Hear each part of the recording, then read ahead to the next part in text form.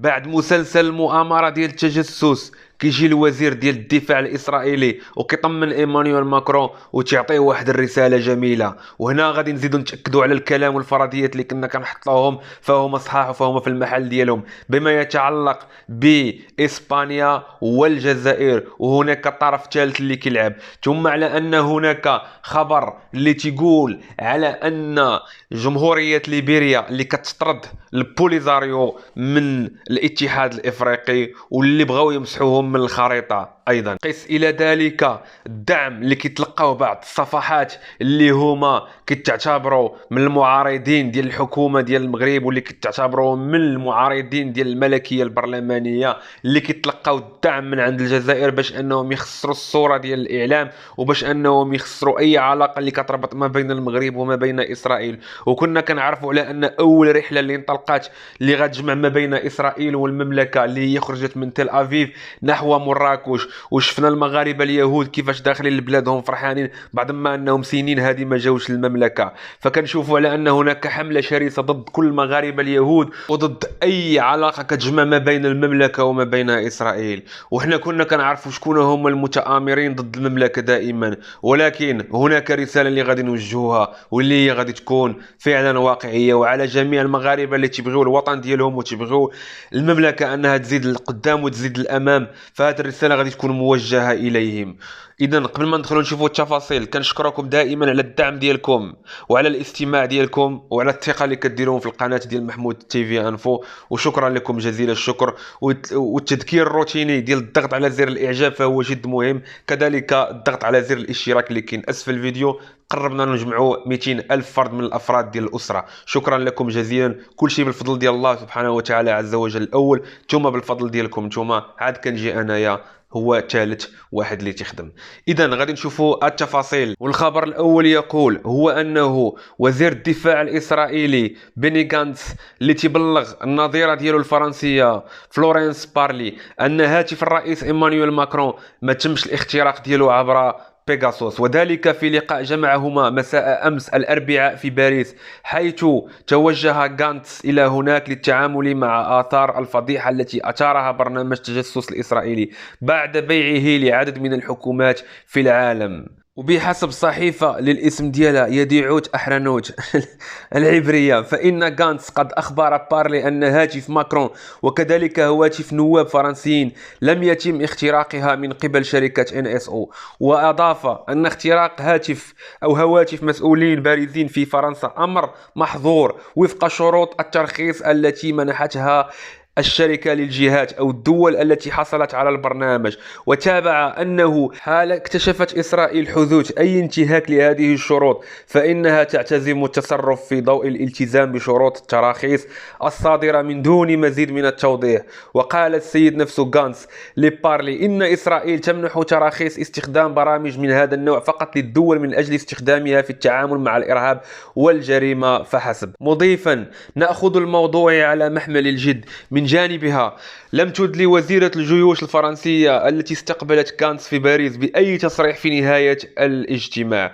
وكانت بارلي قالت الثلاثاء إنها ستنتهز فرصة هذا الاجتماع الثنائي المقرر منذ فترة طويلة للاطلاع على مدى معرفة الحكومة الإسرائيلية بأنشطة زبائن NSO وما هي التدابير التي اتخذت وستتخذ في المستقبل بهدف تجنب استغلال هذه الأدوات.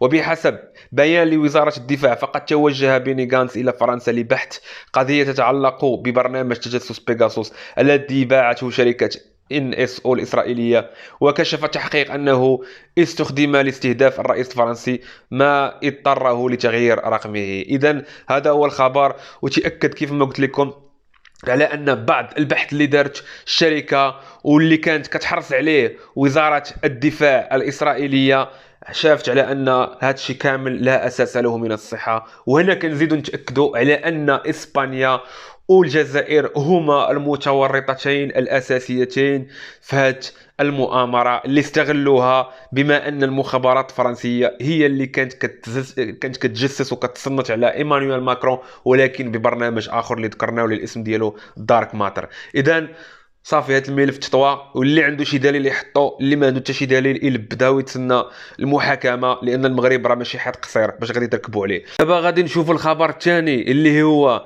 كتعتبر حمله اللي هي كتعطي شعارات صادمه ضد قدوم السياح الاسرائيليين الى المغرب، كذلك المغاربه اليهود.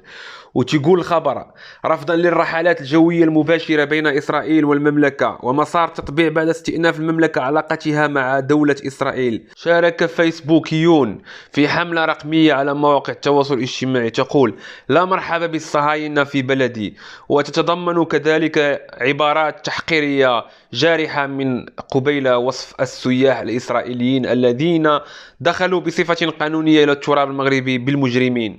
وشارك فيسبوكيون صورة تحمل شعار الحملة، كما شاركوا مواقفهم من خلال رسم يحمل الشعار نفسه عبر مواقع التواصل الاجتماعي على رأسها فيسبوك. وهي منشورات شددت كذلك على أن الانخراط في رفض كل أشكال تطبيع دعم للقضية الفلسطينية. إذا الرسالة اللي غادي نوصلوها هي أن أول حاجة هذا الشيء اللي كيقوموا به هاد الناس اللي هما مدفوع لهم هذا الأمر هذا من طرف النظام الفاشل، اللي هما كيدفعوا الأموال لهاد القنوات ديال الصرف الصحي باش انهم هما يتخلصوا وينوضوا يقوموا بهذه الحمله هذه هكذا بهذا الشكل هذا. اللي بغينا نقول لهم هو ان هذا الشيء اللي تيقوموا به فهو ما كينطبقش على الثقافه وعلى العقل والقلب ديال المغربي، لان اول حاجه خصنا نعرفوها واللي هي المصلحه ديال المملكه فوق كل شيء، والمصلحه والقيمه ديال المغاربه ايضا كذلك فوق كل شيء. فاذا حنا كنخدموا مع المملكه والمملكه كتخدم من اجلنا، فنحن خصنا نكونوا يد واحده، فما خصناش اننا نحن نكونوا مفرقين، وان هذه العنصريه ما عندنا ما نديروا بها. والا كتفهموا في السياسه وعارفين على ان السياسه مصالح، فهذا الامر هذا فهو تكره الشعوب فينا وتكره الحكومات ايضا اللي هي ديال الدول الراسماليه والدول الكبرى في المعامله مع المغرب، وكتضيعوا على راسكم وكتضيعوا على المغرب بزاف ديال النقاط اللي كان غادي يقدر يكسبهم ويحصدهم ويوصل لواحد المراتب اللي هي عليا في واحد الوقت اللي هو قصير. ولكن ما عندكم لاش انكم تخافوا، لان المغاربه فهي فئه كبيره اللي عارفه ان المصلحه ديال المملكه مع الدول الراسماليه، مع امريكا، مع انجلترا، مع الصين وما غيرهم من الدول، ولكن ايضا مع اسرائيل اللي هي عندها واحد التاثير كبير في العالم وعندها تاثير كبير في الولايات المتحده الامريكيه. اذا كفى من هذه الافعال العدوانيه، لأن نحن كنا ضد كل من هو غادي يعتدي، نحن ضد كل إرهاب، ولكن أبرياء اللي هما ما قاموا بحتى شي شيء، واللي هما غيقدروا يدخلوا يديروا مشاريع، واللي غيقدروا يتعاملوا مع المملكة، واللي غيحترموا المملكة ويحترموا المغاربة، واللي هما ما عندهمش يد في واحد التعدي أو في واحد الشيء اللي هو تيخالف الحقوق ديال الانسان. فما عندنا لاش اننا نلصقوا لهم بلاكه على ظهرهم ولا تيكيتا ونردوهم انهم مجرمين. الرساله واضحه، وغادي نشوفوا الموضوع الثالث اللي كيتعلق بجمهوريه ليبيريا. والخبر تيقول هو انه وزير الشؤون الخارجيه الليبيري السابق للاسم ديالو ميلتون فيندلي الى طرد الجمهوريه الوهميه من الاتحاد الافريقي. وكيوضح السيد ميلتون في كلمه خلال ندوه نظمت بأكرا تحت عنوان حتميه الانتعاش الاقتصادي، وتيقول: كيف يمكن لحل قضيه الصحراء المغربيه ان يعزز الاندماج الاقليمي والقاري لافريقيا؟ أنه تم قبول الجمهورية المزعومة في سياق معين وفي فترة كانت فيها القارة فريسة لتيارات إيديولوجية مختلفة، عفى عليها الزمن اليوم، وهو سياق اعترف به معظم أعضاء الاتحاد الإفريقي الموقعين على مقترح كيغالي. وذكر الشخص نفسه خلال هذا النقاش الذي نظمه مركز التفكير الغاني للسياسة والتعليم للاسم ديالو إيماني بأنه خلال انعقاد القمة 28 للاتحاد الإفريقي بكيغالي دعت الدول 28 الموقعة على هذا المقترح إلى العمل من أجل التعليق في أمد قريب للجمهورية المزعومة ضمن أنشطة الاتحاد الإفريقي وكافة هيئاتها، مع تأكيد إدراك هؤلاء الدول الأعضاء للظروف الخاصة التي تم فيها قبول الجمهورية المزعومة داخل الاتحاد الإفريقي. يعني بكل بساطة هذا السيد هذا اللي عارف الحقيقة ديال الصحراء المغربية وعارف الحقيقة وعارف التاريخ، فهو تيقول: كيفاش بغيتوا على أن المشكل ديال الصحراء المغربية يتم الحل ديالو وحنا كنشوفوا الجمهورية الديمقراطيه الوهميه داخله في الاتحاد الافريقي، وحتى هي كتحاول انها ترد راسها دوله، وكتحاول انها ترد راسها شي حاجه واللي هي لا اساس لها من الصحه.